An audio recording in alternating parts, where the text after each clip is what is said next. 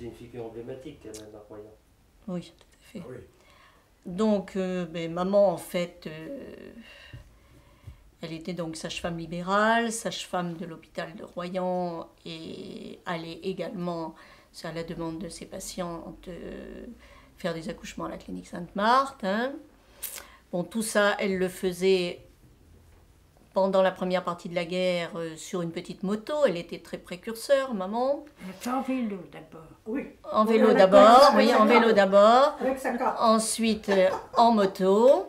Et cette petite moto, elle l'avait donnée, enfin prêtée tout au moins pour la période de la guerre au docteur Domecq, parce que le docteur Domecq n'arrivait plus à avoir suffisamment d'essence pour sa voiture.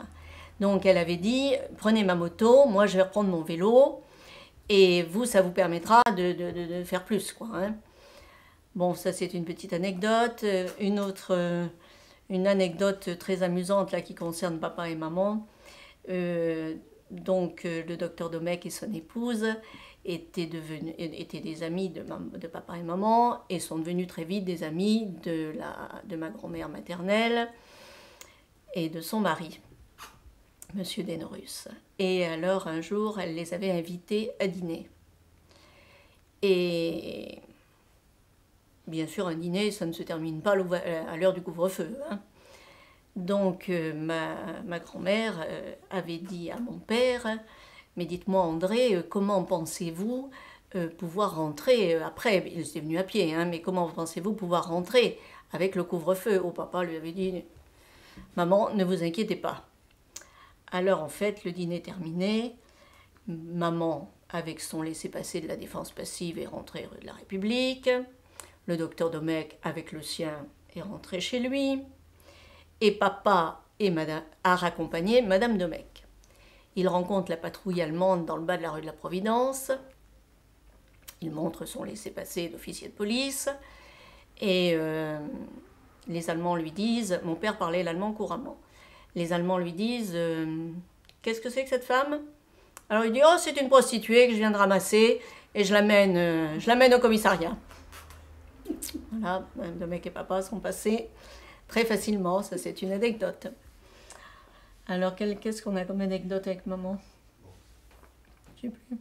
Alors une anecdote avec papa, mais qui est antérieure à ça, mais qui vous fera rire quand même, puis que vous en ferez ce que vous voudrez, ça sera pour votre mémoire personnelle.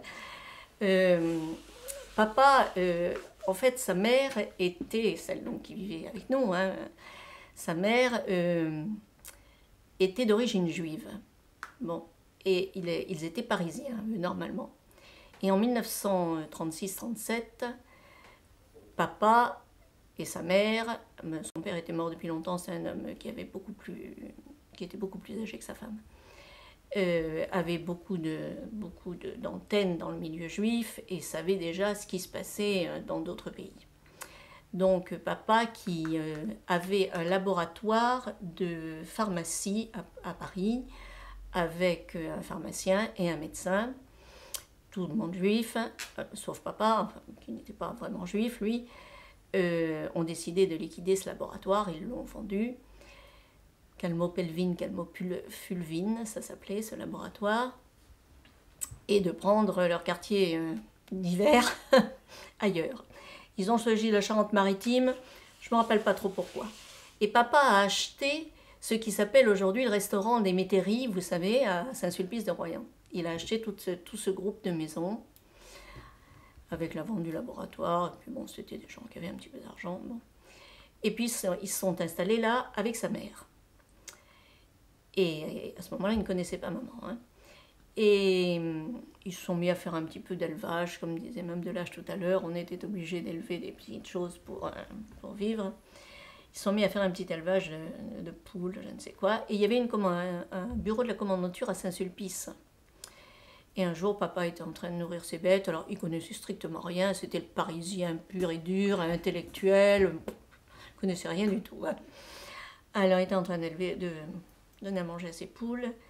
Et puis, les Allemands passent en vélo, toujours par deux. Monsieur, vendriez les poules? Non, c'est un élevage familial, nous ne vendons pas de poules. Bon.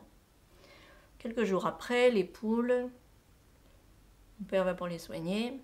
Il y avait une qui était morte, l'autre qui avait une pas belle allure, et la troisième guère mieux. Ouf, il rentre, il dit à sa mère, je sais pas, mais les poules, il y a quelque chose qui se passe. Hein. Et papa était très convivial, donc il avait déjà fait connaissance de tous ses voisins à côté. Il en parle, oh, les autres lui disent c'est une maladie, ça s'appelle la coccidiose, je ne sais quoi. Et on n'a rien pour les soigner, surtout pas en ce moment. Bon. Alors papa dit, on va faire une affaire. On va tuer les poules, puisqu'on va pas les manger. Plumer les poules, vider les poules, enlever toutes les viscères, bien charger tout ça dans une petite remorque. Et sa bicyclette, direction village de Saint-Sulpice, comme aventure allemande. Bonjour messieurs. Et mon père pouvait être très obséquieux, si vous voulez. Bonjour messieurs. J'ai vu que vous manquiez de nourriture l'autre jour. Vous m'avez demandé si je vendais des poules. Mais j'ai pensé que ça pourrait peut-être vous rendre service. Alors je vous ai apporté quelques poules. Vous avez bien apporté toutes ces poules. Ah, monsieur, bon citoyen, merci beaucoup. Ils ont fait passer leur service vétérinaire qui n'a rien vu du tout. Ils ont mangé les poules, je pense pas qu'ils aient été malades. Et mon père a récolté l'argent. Petite anecdote paternelle, ça. Très paternel. En fait, il a fait la guerre, il est parti en 39 comme tout le monde, quoi. Hein. Il était intendant au Val-de-Grâce, à Paris, et en 40, il a été libéré. Bon, il est donc revenu ici. Et il a eu peur de partir pour le STO. Surtout qu'il n'avait pas de profession, en fait. Hein. Il était rentier, papa, là. Hein. Donc, il a réussi à rentrer au commissariat de police. C'était quelqu'un d'extrêmement instruit, cultivé. Il a fait des études de médecine et tout. Enfin bon. Et donc, il a été pris au commissariat de police tout de suite. Et monsieur de la Chapelle pourrait vous en parler longuement. Il a poussé tous les jeunes du commissariat à passer des examens internes pour monter en grade et tout. Et il faisait tout ce qu'on voulait. Son poste officiel, c'était secrétaire du commissaire de police. Hein. Mais en fait, il faisait tout ce qu'on voulait. Et alors, par contre, les Allemands avaient peut-être, à travers un vague petit accent, je sais pas, enfin, ils avaient su très rapidement que papa parlait l'allemand. Et donc, ils venaient faire traduire des documents à la maison, rue de la République, les Allemands. Alors, maman, on parlait toujours du bruit des bottes quand elle les entendait arriver devant le 65 de la rue de la République. Et maman n'aimait pas du tout ça, et papa non plus d'ailleurs, mais enfin, on ne pouvait pas leur dire non, vous savez comment c'était, hein, bon. Alors papa, d'ailleurs, mettait une éternité, faisait contresens sur contresens, évidemment. Bon, ils s'en sont jamais aperçus, grâce au ciel, parce que ça aurait pu coûter cher à papa. Mais enfin, bon, ils n'ont pas obtenu beaucoup de renseignements avec papa. Papa, bon, ils s'étaient mariés, en fait, en 42, hein, papa et maman. Et donc, ils n'avaient pas eu le temps de faire, on ne pouvait pas voyager beaucoup, hein, ils n'avaient pas eu le temps de faire la connaissance de toute la famille. Donc, cette tante qui était donc du côté de maman, ils n'avaient pas eu le temps de la connaître, ni même de savoir vraiment où elle habitait. Ils savaient en gros que c'était pas très loin de Coutras, de Saint-Médard de Lisières, bon, ils ne savaient pas exactement, bon. Et il est donc arrivé là, je crois, il me semble que je crois que c'était par le train plutôt, hein. Et en amenant une bicyclette en pièces détachées, parce qu'en fait, on n'était pas dans le bourg de Saint-Christophe-de-Double, on était dans un petit 3-4 maisons en pleine campagne, et il s'était dit, ça va lui rendre service si j'apporte un vélo au moins pour aller au bourg, faire les courses, chercher des choses pour Jacqueline, etc. Bon. Et alors, comme il ne savait pas où il allait, il faisait nuit, puisque c'était l'hiver en fait, alors, il avait son sifflet de policier et il sifflait dans la campagne. Il sifflait. Alors, maman, c'était le dîner, l'heure du dîner. Maman dit à sa tante, elle lui dit, Tantine, c'est le sifflet d'André. Ma tante lui dit, non mais attends, qu'est-ce que tu veux qu'André fasse à l'heure qu'il est là? C'est pas possible. Ça recommence. Maman, Tantine, je te dis que c'est le sifflet d'André. Bon, eh bien, elle dit qu'on va en avoir le cœur net. Allez, viens avec moi. Bras dessus, bras dessous, elles s'en vont à travers champs dans la direction où elles entendaient le sifflet.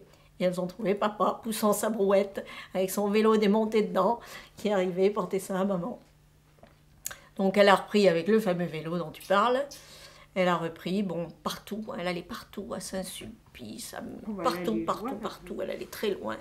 Moi, toute ma petite enfance, on nous avait installé le garage en chambre à la Villa Stella, parce qu'il n'y avait qu'une chambre normalement, pour nous recueillir, donc, et toute ma petite enfance, j'ai toujours entendu toutes les nuits la sonnette qui sonnait. Maman avait demandé un raccordement au téléphone très rapide, c'est la raison pour laquelle nous avons toujours le numéro 1. Hein. Premier numéro qui a été redonné à Royan après la gare SNCF, qui avait le 000. Et maman partait des nuits entières, attendre que les femmes accouchent. Mais vous savez, il n'y a pas eu beaucoup d'accidents, hein. Elle n'a eu que des bébés vivants et bien portants. Hein. Louis Delage et Germaine, nous ne les aurions jamais connus. Comme ça, comme voisins, à saluer, ben, c'est tout. La famille Giré, moi je suis marraine, etc. Dans cette famille, c'est devenu notre famille. On a créé une famille, si vous voulez, à cette époque. On a créé des familles, des nouvelles familles. C'est moi qui t'ai appris à marcher, Et qui oui, te gardais. je sais. Je vous ai apporté l'album photo pour que vous Avec puissiez les voir. chevaliers, tout ça, on a toujours été groupés tout le temps. Ah tout le ouais. temps. Tout le temps, tout le temps, tout le temps. On n'a pas recréé d'amitié pareille hein, depuis. Non, hein. non, c'est vrai. Non, hein. Ouais, mais malheureusement, il y en a Parce beaucoup que je qui pense vont- que dans ces périodes extrêmement difficiles, c'est là que les gens montrent le meilleur d'eux-mêmes et le pire d'eux-mêmes.